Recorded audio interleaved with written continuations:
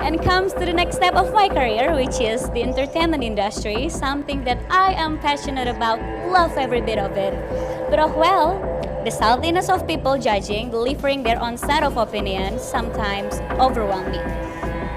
Really, you are not that pretty to be a lead. Ah, you are so short. How can you compete with the rest? And when I scored a few lead roles, they said, actually your acting is too basic. The audiences would wait for someone with a better acting skill, and blah blah blah. And when I was so focused on studying while working, feeding up myself with an unlimited knowledge, people still questioned me.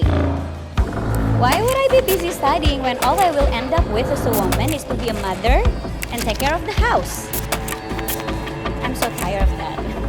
But this one stopped me. I kept on rowing and rowing my boat and stepped up my game by being behind the screen as a producer.